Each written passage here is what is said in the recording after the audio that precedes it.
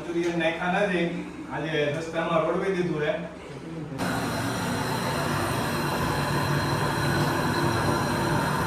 જુઓ ફ્રેન્ડ્સ, અહીંયા આપણે 1000 રૂપિયાના કાલે દાણા લઈ આવ્યા છે. તો અહીંયા શાક સુધારી રહ્યા છે, જોઈ શકો છો તમે. તો ચાલો આપણે પણ હવે શાક હાલો ફ્રેન્ડ્સ, જય સ્વામિનારાયણ. સ્વાગત છે તમારે એક નવા બ્લોગમાં. આજે આપણે બ્લોગિંગની શરૂઆત થાય છે બપોરના 3:30 વાગ્યાની. તમને એમ થતું હશે કે આવી ગરમીમાં 3:30 વાગ્યામાં હું શું કરી રહી છું.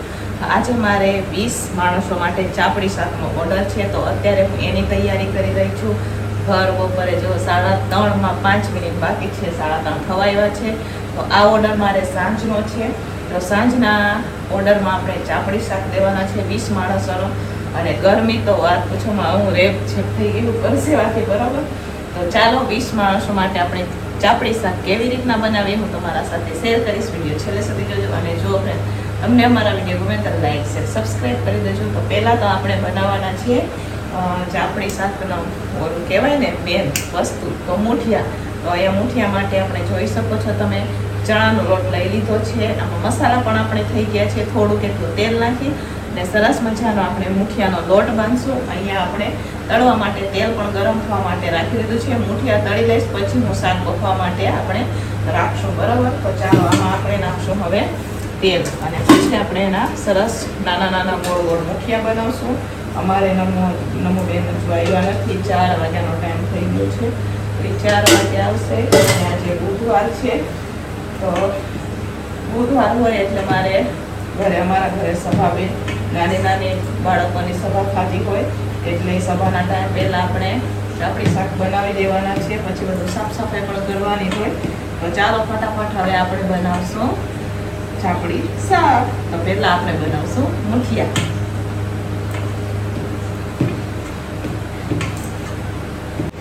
તો ચાલો ફ્રેન્ડ્સ, આપણે લોટ હવે બંધાઈ ગયો છે મૂઠિયાનો. તો અત્યારે હવે હું અહીંયા મૂઠિયા બનાવી રહી છું. જોઈ શકો છો તમે, અહીંયા થોડાક મૂઠિયા આપણે કઢાઈ પણ રહ્યા છે.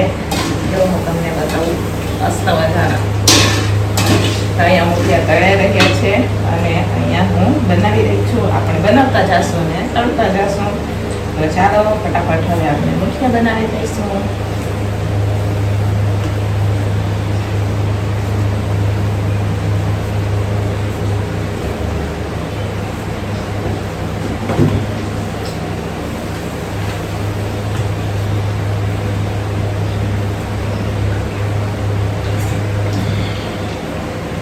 ચાલો ફ્રેન્ડ્સ, ફાઇનલી અહીંયા આપણે મૂઠિયા બનીને તૈયાર થઈ ગયા છે. જોઈ શકો છો તો બધાના અહીંયા આપણે મૂઠિયા બનાવી દીધા છે. હવે હું પહેલાં તો દાણા બફા માટે આપણે રાખી દઈશું.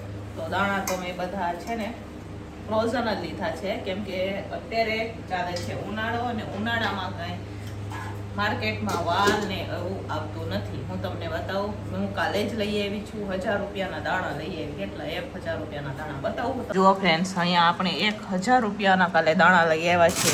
બતાવું, ચાલો જુઓ. આમાં બી હે, વાલોરના બી બધા આપણે કાઢશું. આ તો ચોરા હે. હા, વટાણા લીધા હતા મેં 2 પેકેટ. આમાં તુવેર છે અને વાલ. જુઓ, આ ચાર ને 1 પેકેટ બીજું વટાણાનું છે. એમ કરી 1000 રૂપિયાનો આવ્યો હતો. તો આપણે આ અત્યારે આ જ વસ્તુ આપણે વાપરશું, બરોબર. તો ચાલો થોડું આપણે કાઢી લઈશું.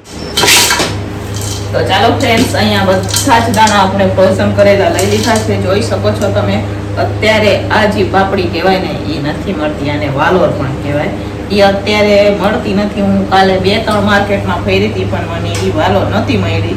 તો આ તો આગળની થોડીક ફ્રીજમાં હતી ને, એ આપણે અત્યારે નાખેલી છે. બાકીના તો આમાં બધા દાણા છે. તુવેર છે, વટાણા છે, વાલના દાણા છે, વાલોર છે. વાલોર એટલે વાલોરના દાણા છે. વાલોર ને આવતા જતા આપણે ચણા, જીંજરા એ પણ નાખેલા છે, સાથે વટાણા પણ છે. તો ચાલો હવે ધોઈને એને આપણે બફાવા રાખી દઈશું કુકરમાં. ચાલો ફ્રેન્ડ્સ, અહીંયા હવે આપણે દાણા બફાવા માટે રાખી દીધા છે. તો દાણા બફાય છે એટલી વારમાં આપણે શાક સુધારવા બેસી જશું, અને શાક સુધારતા જઈને બાફી દઈશું આપણે શાકને પણ. તો ચાલો હું તમને અહીંયા રાજુ સુધારી રહ્યા છે. આજે બુધવાર છે એટલે અમને રજા હોય તો શાક સુધારી રહ્યા છે. હું તમને બતાવું. તો અહીંયા શાક સુધારી રહ્યા છે, જોઈ શકો છો તમે. તો ચાલો આપણે પણ હવે શાક સુધારવા બેસી જાશો. જો રાજુ તો કુલરની હવા ખાતા ખાતા શાક સુધારી રહ્યા છે. હવે આપણે પણ એમની સાથે ફટાફટ આપણે શાક સુધારવા માટે અહીંયા બેસી ગયા છે. જોઈ શકો છો તમે. બટેકા અને દૂધી, રીંગણ, ચાવલ તો અમે કાલે જ સુધારી લીધો હતો અને ગુવાર પણ અમે કાલે જ કરી લીધો હતો. એટલે હવે આપણે રીંગણ, બટેકા અને દૂધીની છાલ ઉતારી ને સુધારવાના છે. બરોબર? તો ચાલો ફટાફટ હવે આપણે છાલ ઉતારશું ને સુધારશું. ચપ્પુ ક્યાં લીધી? સક્કરિયા છે. સક્કરિયા પણ છે. સક્કરિયા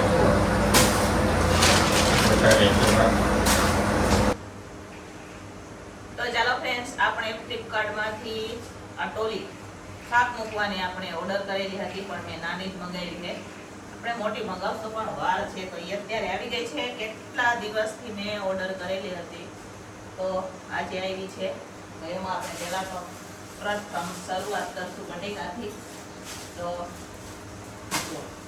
મારે આમાં બટેકા ને કોબી ફ્રીજમાં નથી રાખતું ને, અને બાકીને આ ઉપરના ખાનામાં મારે ટિફિનો જે અમને આમ તેમ બધી પડી હોય ને, તો એ રાખવા માટે મેં ઓર્ડર કરેલો હતો. બરાબર? અહીંયા આપણે હવે એને સાઈડમાં રાખી દઈશું. એને જ્યાં લઈ જવું હોય એના પેડા પછી. બરાબર? તો ચાલો, બિલ કહેવાય, બિલ બી છે. તો પહેલાં તો હું બટેકાથી જ શરૂઆત કરું. મોડું તો થાય છે મને, પણ હું તમારા સાથે શેર કરું એમ બતાવી દઉં. રહી ગયા ને બટેકા. અહીંયા ઉપર મારો કોબી આવી જશે, કોબીના દડા. ક્યારેક ક્યારેક વધારે શાક આવે તો જો હવે એને સાઈડમાં રાખી દેવાનું આમ કરીને. ને અહીંયા મારે ટિફિન આવી જશે ઉપર. ચાલે,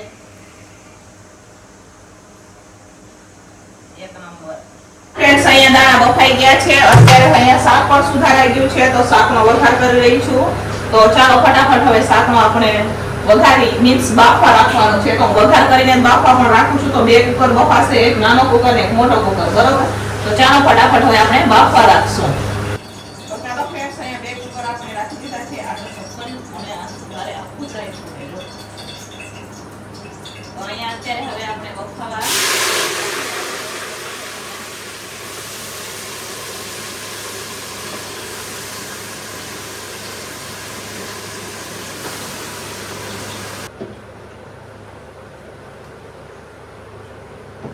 તો ચાલો ફ્રેન્ડ્સ, અહીંયા 2 કુકરમાં આપણે બફવા માટે રાખી દીધું છે. હવે આપણે એમાં પાણી નાખી અને સીટી કરી લઈશું.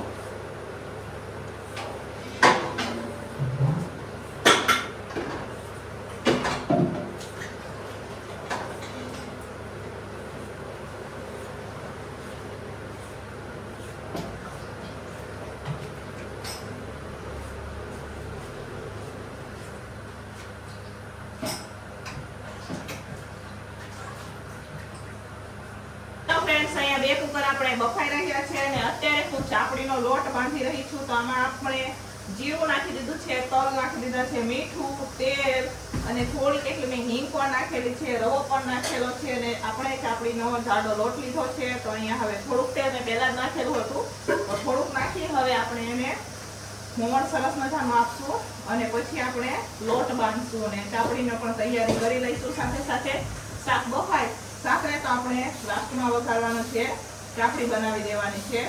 તો સલાડની તૈયારી નીચે થઈ રહી છે અને અહીંયા જોઈ શકો છો આપણે ચાપડી માટે લોટ પણ તૈયાર કરી રહ્યા છે. તો પહેલા આપણે મોણ આપી દઈશું, પછી શાક બફાઈ જાય એટલે આપણે ચાપડીનું તેલ મૂકશું અને ચાપડી બનાવવાની શરૂઆત કરશું.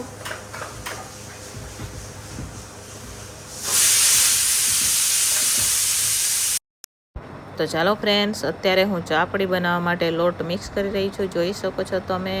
આમાં આપણે બધી જ વસ્તુ નખાઈ ગઈ છે. મેં અહીંયા કાચરોટ પણ લઈ લીધો છે, પણ પાણી નથી તો આપણે પાણીનો કેરબો નાખી દઈશું. તો અહીંયા હું પાણીનો કેરબો ઉચકી લઈ આવી છું, જોઈ શકો છો તમે. ચાલો ફટાફટ હવે પાણી નાખી દઈશું. થોડુંક એટલું પાણી આપણે ચાપડી બનાવવા માટે પણ લઈ લઈશું. અને અહીંયા શાક બફાય છે કુકરમાં. શાક બફાઈ જાય એટલે આપણે તેલ ગરમ થવા માટે રાખી દઈશું. તો અહીંયા હું ચાપડી બનાવી રહી છું, જોઈ શકો છો. થોડીક ચાપડી આપણે બનાવીને રાખી દઈશું.